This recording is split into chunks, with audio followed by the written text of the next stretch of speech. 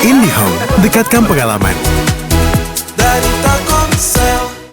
Dengan ditetapkannya 3 wilayah ataupun 3 provinsi yang terdampak bencana sebagai prioritas nasional, lantas apa langkah-langkah dari pemerintah yang merupakan prioritas dalam penanganan bencana tersebut? Langsung saja kita bahas bersama sejumlah narasumber yang saat ini sudah bergabung bersama kami. Di sebelah saya sudah ada Timothy Ivan Triono yang merupakan staf khusus Kepala Staf Kepresidenan. Selamat malam Mas Ivan.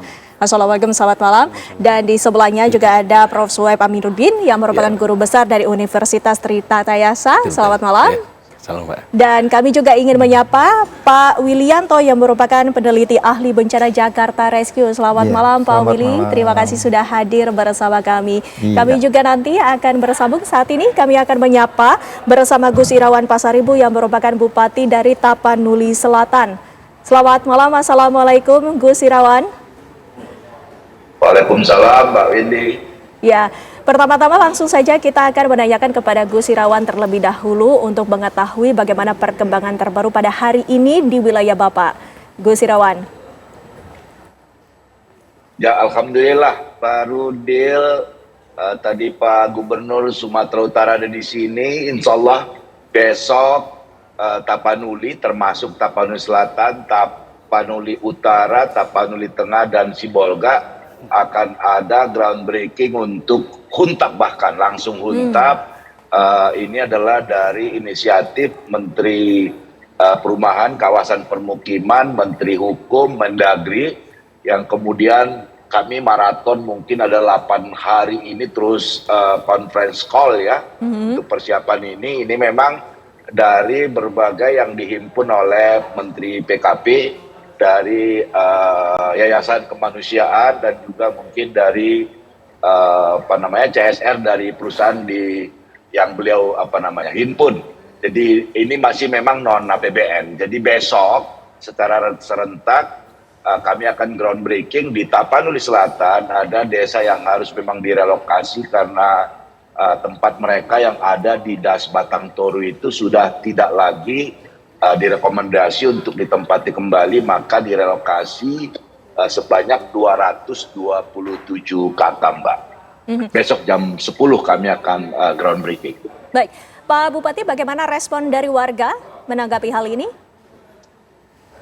Oh iya, ini datang justru permintaannya dari warga, lalu kemudian karena ini desanya berbatas langsung dengan PTPN 4, dan respon luar biasa juga dari PTPN 4, maka mereka memberikan lahannya seluas 5 hektar lebih untuk dibangun huntap, sementara dengan status pinjam pakai dengan tujuan tertentu, paralel dengan itu nanti untuk pengalihan hak kepada masyarakat kami. Ini permintaan masyarakat yang merasa kemudian tidak aman lagi di bantaran Sungai Batang Toru, mereka minta dipindahkan. Dan juga jaraknya dari ada 45 dusun itu saya kira 300-400 meter saja dari desanya mereka sebelumnya, ini di ketinggian di wilayah PTPN. Iya, Pak Bupati, artinya sampai dengan saat ini ada berapa jumlah korban yang masih mengungsi dan secara keseluruhan korban yang masih dalam pencarian dan juga korban jiwa? Korban jiwa itu berjumlah yang sudah kita identifikasi 87 orang. Kemudian masih ada pengakuan dari masyarakat kami yang keluarganya hilang sebanyak 20 orang, Mbak. Dan yang di pengungsian masih ada mungkin hampir sudah ada yang sudah kembali, sebagian mungkin sekitar masih ada belasan ribu lah masih yang ada di pengungsian, Mbak Windy. Iya, artinya adakah yang dikeluhkan sampai dengan saat ini Pak Bupati oleh warga, mengingat ini hampir sebulan sudah pasca bencana banjir bandang dan tanah longsor, Pak Bupati? Ya tentu saja ya, kemudian mereka ingin kembali segera ke rumahnya begitu, tetapi tentu karena situasi tadi ada beberapa desa kami yang oleh Badan Geologi yang sudah melakukan kemudian uji di lapangan, memang sudah tidak direkomendasi lagi untuk kembali mereka ke sana, sehingga kemudian mereka harus direlokasi. Beberapa yang mungkin masih bisa, tetapi kemudian masih tahap pembersihan kita, sehingga mereka belum dapat untuk segera kembali ke rumahnya masing-masing. Kemudian sejalan dengan itu, kami juga sudah mengajukan untuk huntara di beberapa lokasi. Kebetulan memang desa-desa kami yang terparah itu adalah di sekitaran PTPN, yang besok groundbreaking itu 227 KK itu langsung huntap. Lalu kemudian ada huntara yang kami ajukan 15 hektar di lokasi PTPN juga untuk 721 KK dari 3 desa. Mudah-mudahan itu juga bisa secepatnya direalisasikan. Baik, Mas Ivan, boleh ditanggapi bagaimana keluhan dan juga perkembangan penanganan bencana untuk satu wilayah ini? Tapi secara keseluruhan dari pemerintah pusat seperti apa? Ya, sebetulnya begini, penetapan 3 provinsi ini sebagai prioritas nasional itu bukan baru kemarin ya. Tapi seperti yang disampaikan oleh Pak Seskap bahwa sejak detik pertama, sejak hari pertama, pemerintah pusat sudah menjadikan bencana alam di 3 provinsi ini sebagai agenda prioritas nasional. Ya, seperti yang disampaikan oleh Pak Seskap kemarin bahwa semua sumber daya sudah dikerahkan oleh pemerintah pusat. Ya, mungkin berkaitan dengan anggaran, Pak Presiden sudah mengerahkan 258 miliar untuk dibagikan kepada 52 kabupaten kota dan juga 3 provinsi. Lalu ada anggaran yang siap sekitar 60 triliun untuk fase rehabilitasi dan rekonstruksi. Pak Presiden juga sudah mengerahkan lebih dari 50.000 personil. Ya, alat berat juga sudah ribuan. Ya. Lalu juga bantuan juga sudah ribuan ton sudah didistribusikan. Ya. Artinya apa? Semua sumber daya, semua sarana prasarana itu sudah dikerahkan oleh pemerintah pusat sejak awal. Dan alhamdulillah setelah 4 kali Pak Presiden berkunjung ke lokasi terdampak bencana, kita mulai merasakan progresnya. Memang seperti yang dikatakan oleh Pak Presiden bahwa kita ini tidak punya tongkat Nabi Musa. Artinya pemerintah terus berusaha, pemerintah terus bekerja keras. Memang situasi dan kondisi di lapangan itu kadang tidak sesuai dengan ekspektasi kita.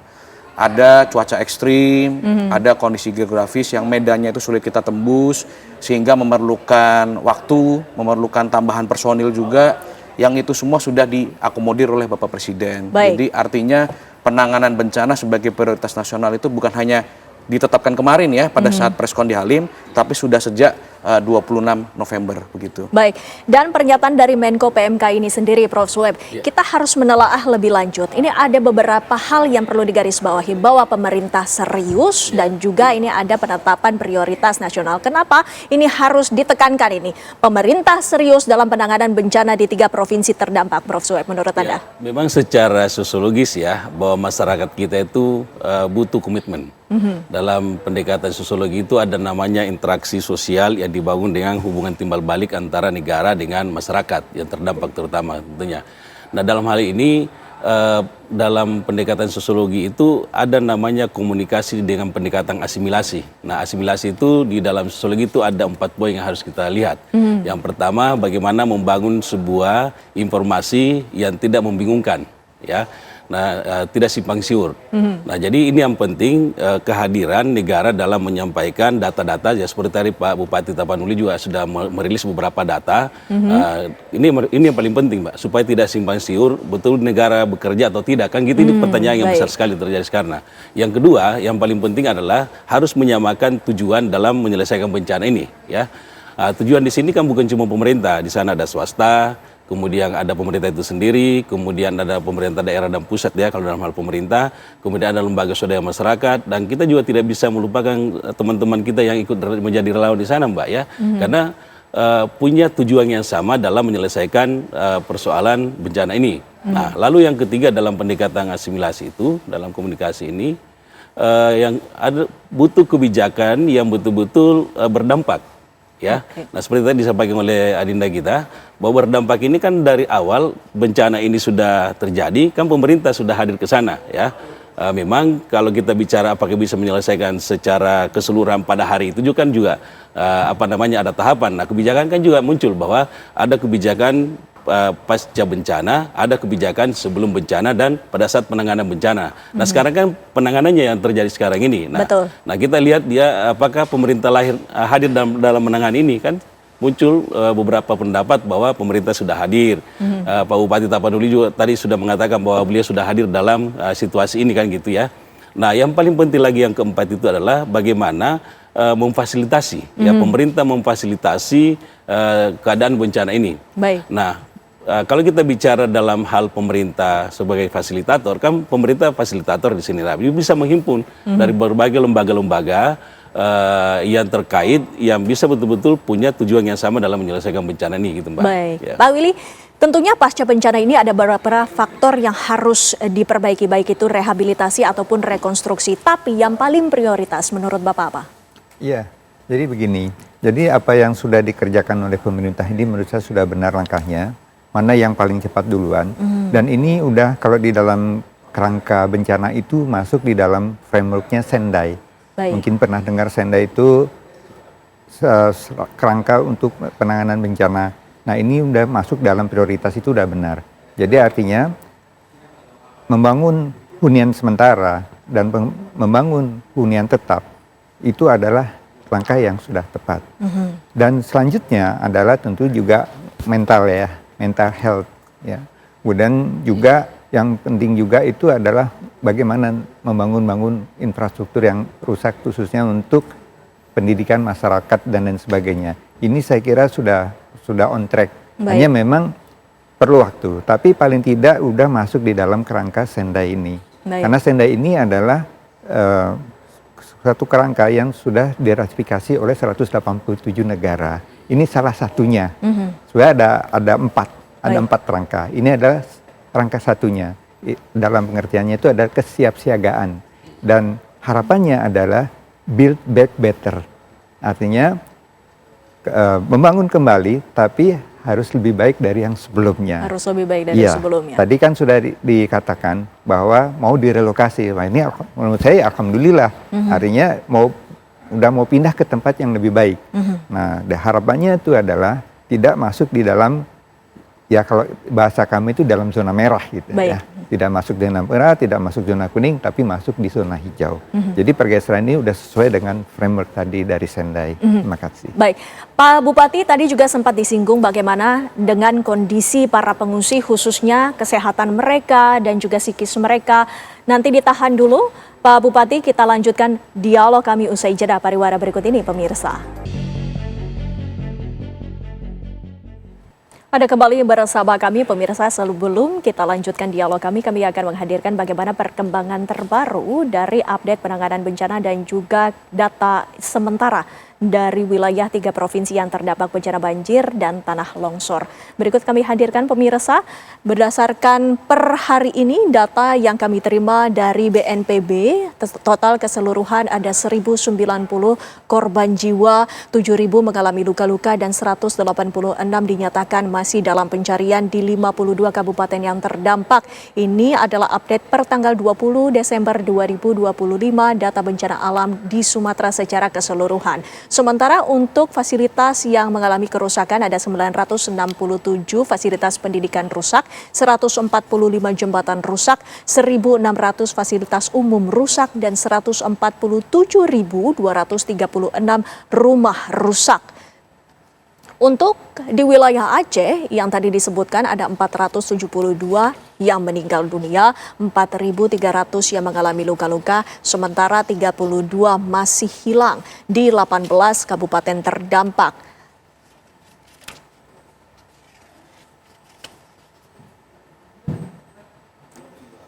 Sementara untuk fasilitas yang mengalami kerusakan ada 691 fasilitas pendidikan rusak, 36 jembatan rusak, 1.100 fasilitas umum rusak, dan 106.060 rumah mengalami kerusakan. Untuk wilayah di Sumatera Barat, terdata ada 248 korban jiwa, 382 mengalami luka, dan 82 hilang di 16 kabupaten terdampak. 216 fasilitas pendidikan mengalami kerusakan, 46 jembatan rusak, 486 fasilitas umum rusak, dan 12.451 rumah mengalami kerusakan. Itu tadi pemirsa data terbaru, langsung saja kita lanjutkan dialog kami. Pak Bupati, tadi saya sempat menanyakan bagaimana kondisi para pengungsi, khususnya dari segi kesehatan mereka dan juga psikis mereka yang telah mengalami trauma. Ini sudah pekan keempat pasca bencana, Pak Bupati. Ya, di semua penampungan ada kita buat pos-pos kesehatan. Jadi memang luar biasa ya, kami dibantu dari provinsi, dari Kemenkes untuk kesehatan, bahkan dari beberapa perguruan tinggi juga hadir. Kemarin kami menerima dari IPB, dari Universitas Sumatera Utara, dan banyak yang lain. Dan juga kemudian untuk di setiap pos-pos penampungan, kegiatan trauma healing juga kita kemudian lakukan. Ini saya baru kembali tadi dengan Ketua Komisi 8, Pak Marwanda Sopang, membawa psikolog lah ya untuk melakukan trauma healing dengan anak-anak di pos-pos pengungsian, sehingga kemudian paling tidak itu bisa jadi menghibur bagi anak-anak sekolah kami gitu ya. Dan kebetulan juga mereka sudah selesai ujian. Jadi kami kemarin mengambil kebijakan meskipun banyak sekolah yang hanyut dan nggak bisa dipakai, tapi jadwal ujian mereka tetap kami lakukan dengan memindahkan ke sekolah di desa tetangganya, kita bagi shift untuk mereka kemudian ujian. Dan juga hadir fasilitas kesehatan yang mobile dengan lengkap satu bus besar untuk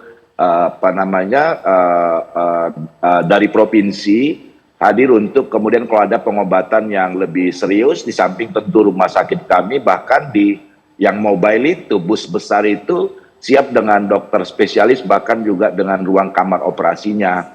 Jadi saya kira semua bisa kita manage tentu dengan baik, karena begitu banyak bantuan yang datang dari seluruh, saya kira kementerian sudah hadir di tempat kami, dari lembaga juga, dan banyak sekali kemudian juga dari daerah tetangga yang tidak terdampak hadir juga bantu kami di sini. Banyak sekali relawan juga, sehingga terus terang kami memang pastilah tidak mampu sendiri, tapi terus terang dari awal kami merasa menghadapi ini tidak sendirian. Pemerintah pusat hadir, kementerian lembaga hadir, dan juga dari berbagai unsur-unsur yang lain. Saya kira mudah-mudahan ini saya kira menjadi satu value ya keindonesiaan kita, di mana kemudian ada yang butuh bantuan, semua kita kemudian hadir dan keroyokan untuk membantu. Dan di Tapanuli Selatan ada budaya kami yang disebut Dalian Natolu, ada falsafahnya yang kurang lebih bermakna sama dalam suka dan duka. Jadi itu sangat terasa betul di bumi Tapanuli Selatan, Mbak. Ya. Pak Bupati, apakah masih ada warga yang sampai dengan saat ini belum tersentuh bantuan? Sudah enggak, semua sudah bisa kita sentuh.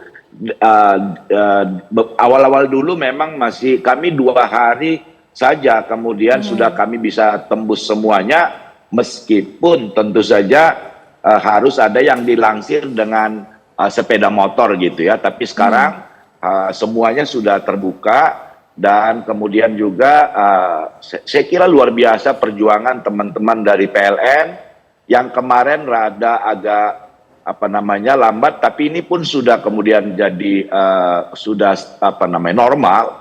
Listrik itu keroyokan, kemudian dari daerah Kota Sidempuan, Padang Lawas Utara, tetangga kami, PLN-nya keroyokan datang ke Tapsel untuk perbaikan jaringan-jaringan, karena kami hanya persoalan di jaringan. Kemarin memang persoalan BBM yang kemudian kami rasakan, tapi dengan kerja keras terutama di menyambungkan jalan yang terputus di Garoga yang terparah itu, teman-teman TNI kemudian membuka jalan, dan teman-teman Polri juga. Ini dalam hari keempat ini BBM sudah mulai normal di Tapsel, karena untuk Tapanuli Selatan dan sekitarnya ini itu datang dari Sibolga. Nah, Sibolga yang putus-putus sudah diperbaiki, dan juga di Tapol Selatan diperbaiki. Hari keempat ini kemudian BBM sudah relatif normal sehingga tidak lagi kendala mengoperasikan banyak alat berat yang kami operasikan untuk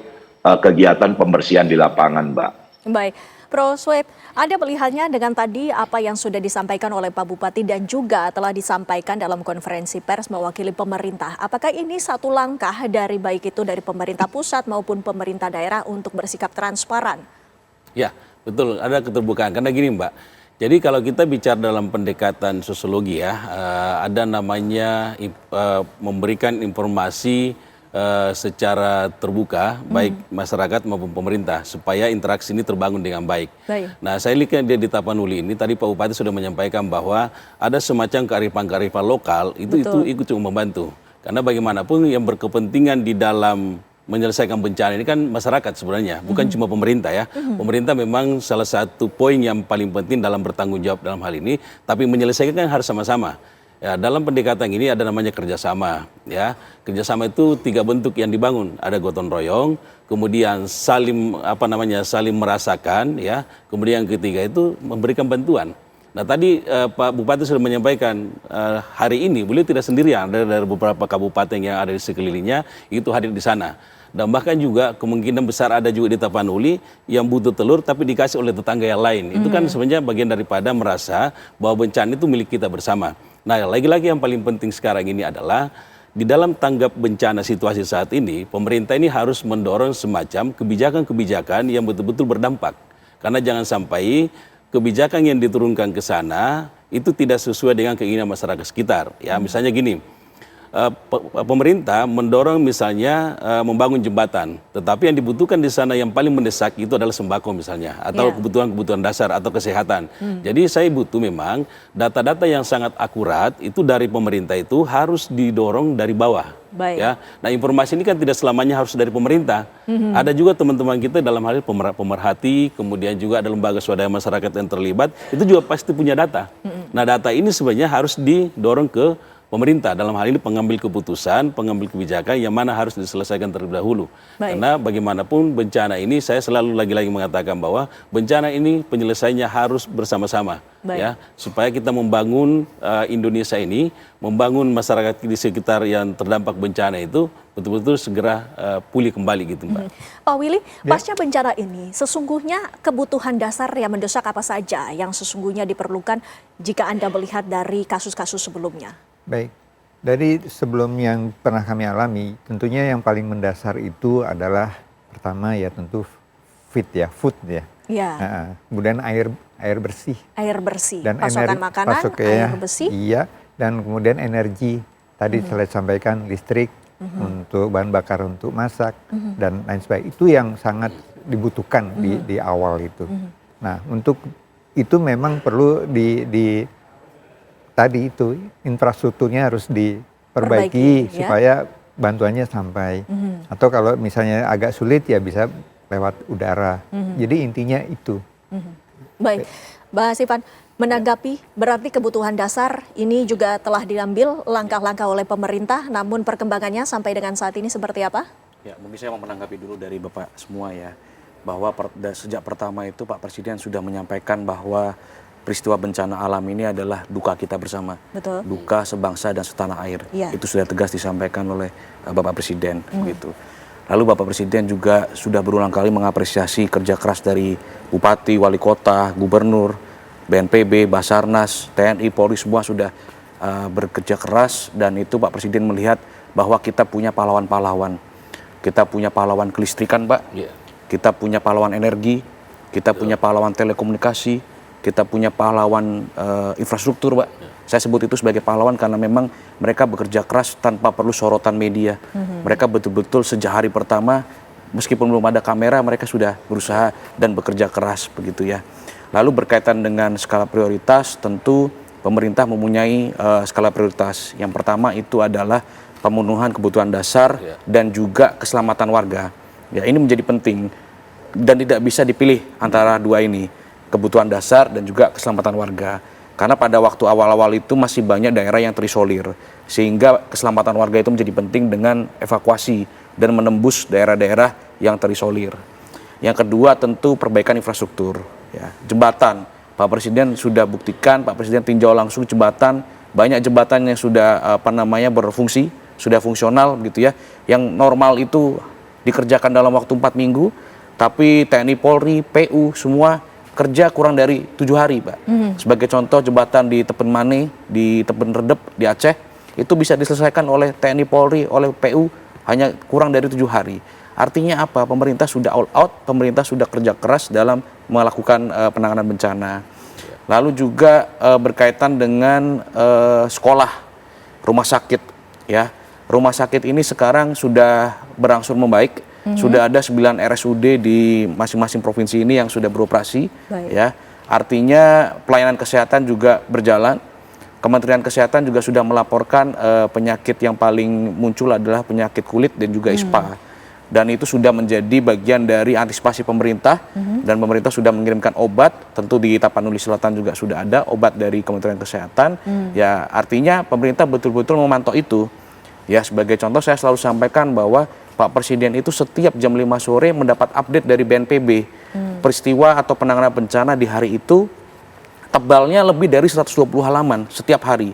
Artinya Pak Presiden betul-betul membaca semua dokumen itu dan memonitor semua penanganan bencana yang ada di Indonesia ya, di 3 provinsi itu. Namun begini, mungkin saya ingin memberikan imajinasi, memberikan ilustrasi ya, bahwa jalan nasional yang rusak selama penanganan bencana ini ada 2058 km. Ada 76 ruas ya. 2058 km ini Bapak Ibu, kalau kita ilustrasikan setara dengan 2 kali panjang tol Trans Jawa. Jadi bayangkan pembangunan tol Trans Jawa itu dikerjakan berapa tahun gitu. Artinya ini butuh proses, tetapi pemerintah sudah berkomitmen untuk melakukan percepatan. Kita ambil contoh lagi jembatan nasional yang rusak. Itu ada 2.537 meter yang terdiri dari 33 jembatan. Itu panjangnya setara dengan 12 jembatan merah Surabaya. Jembatan merah Surabaya ada 12, coba kita bayangkan. Ya. Itu artinya rusaknya memang betul-betul parah, dan berilah kami sebagai pemerintah, baik pusat, daerah, waktu, kesempatan untuk kami membuktikan bahwa negara itu betul-betul hadir. Pak Presiden sudah menunjukkan dengan berkunjung 4 kali ke daerah-daerah terdampak. Dan Pak Bupati pun sejak hari pertama pun mungkin nggak ada istirahatnya sampai sekarang. Gitu. Artinya apa? Kita betul-betul memprioritaskan warga. Untuk pelaksanaan Huntara pun sudah groundbreaking, Huntara ya, untuk Huntara. Nah untuk Huntap, seharusnya Huntap ini kan dilakukan pada tahap rehab dan rekon. Tetapi oleh Pak Presiden diperintahkan Huntara dan Huntap ini berjalan secara paralel. Gitu. Sehingga besok pagi Pak Menteri PKP, Pak Mendagri dan Menteri Hukum akan ke Sumatera Utara. Tadi pagi Pak Menteri masih melaporkan 3 kabupaten Pak Bupati. Tapanuli Utara, Tapanuli Tengah, dan juga Sibolga. Ya. Tadi pagi Pak Presiden kan bertemu dengan Pak Menteri Perumahan, dilaporkan bahwa ada 3. Nah alhamdulillah kalau Bapak Bupati tadi melaporkan, Tapanuli Selatan juga mendapatkan itu. Dan yang ajaibnya lagi Mbak, pembangunan Huntap ini tidak menggunakan APBN sama sekali. Tidak ada 1 rupiah pun anggaran APBN yang digunakan. Ya. Dari mana anggarannya? Ya supaya ada transparansi kita sampaikan bahwa pembangunan 2.500 rumah Huntap itu dari Yayasan Buddha Suci. Lalu untuk pembangunan 103 unit rumah itu menggunakan dana pribadi Pak Menteri Perumahan. Ya. Artinya betul-betul semua stakeholder itu bergerak. Seperti yang tadi disampaikan bahwa Indonesia itu kaya dengan solidaritasnya.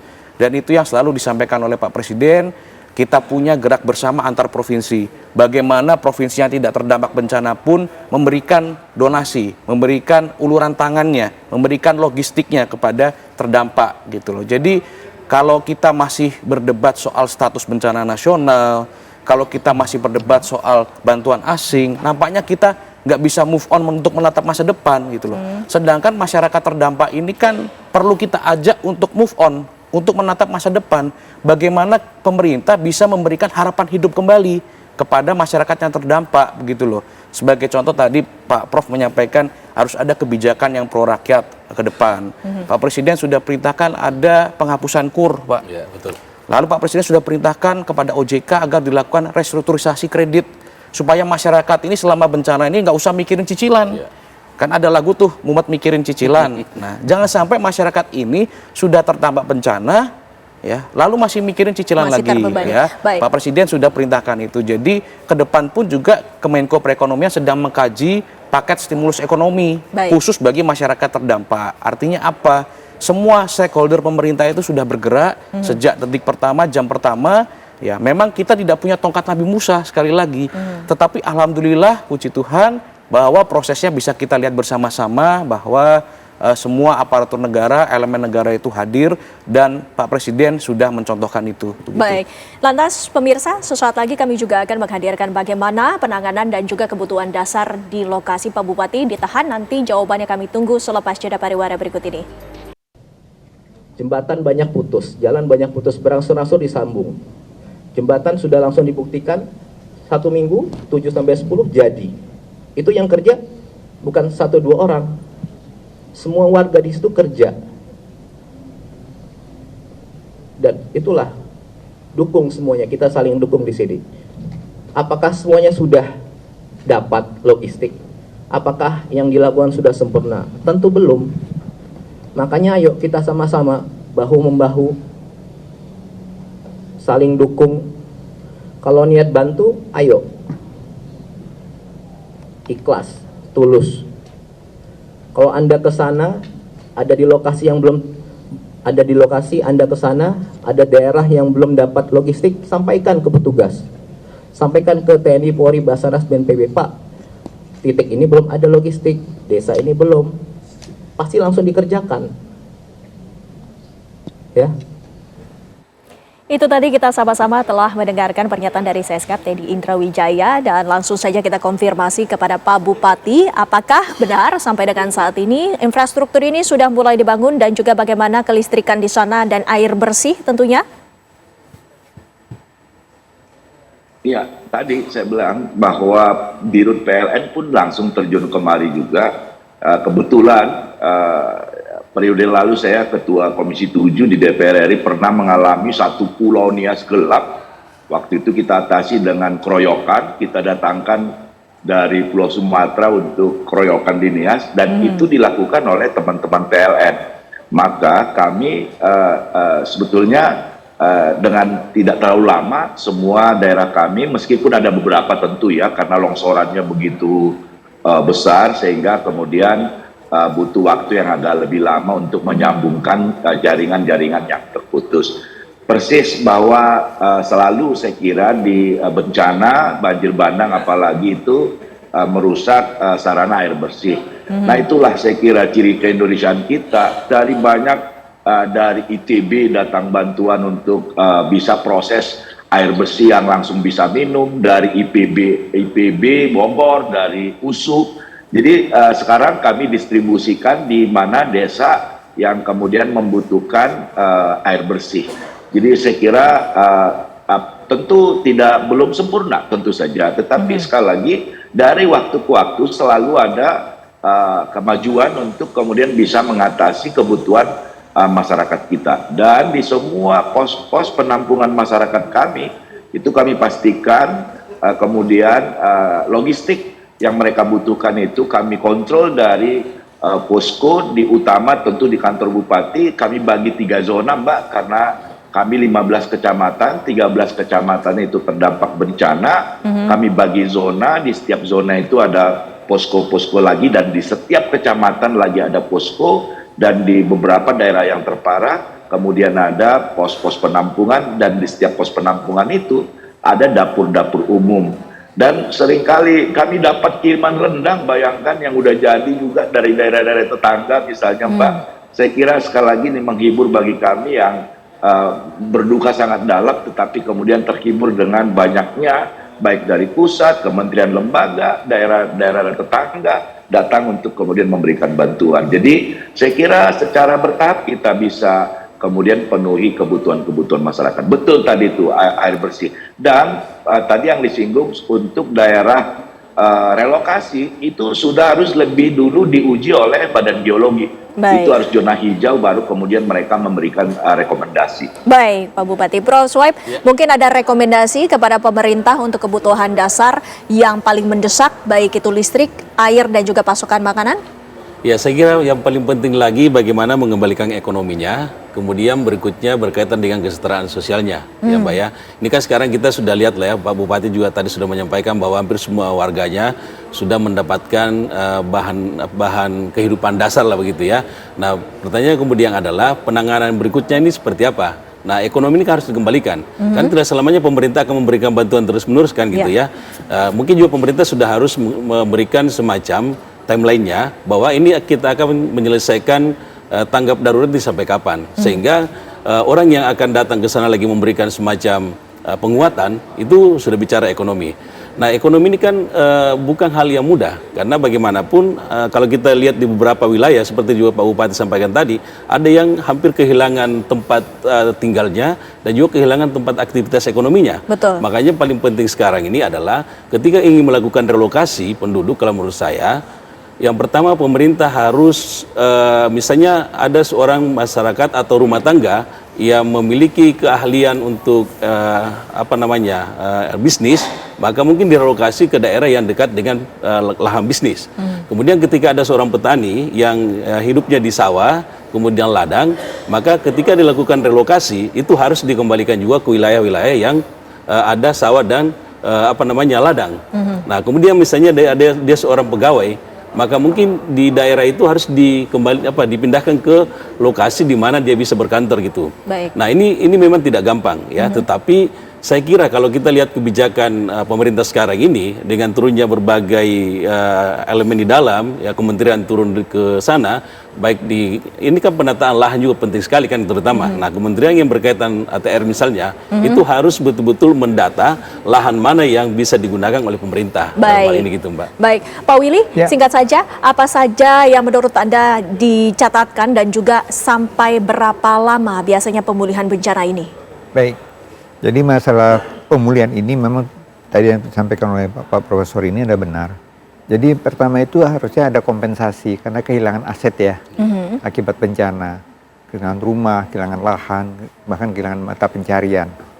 Kemudian yang keduanya tadi selain kompensasi juga tentunya kalau dia itu menjadi mata pencarian baru, itu kan perlu dilatih. Jadi artinya di situ ada program pelatihan dan juga ada bantuan modal usaha dari pemerintah. Harapannya demikian. Nah, soal waktunya itu ya tentunya saat ini memang sekarang yang penting ini dulu, istilahnya tuh selamat dulu, aman dulu. Nah, kalau itu sudah mulai baik, baru kita tata ekonominya secara bertahap.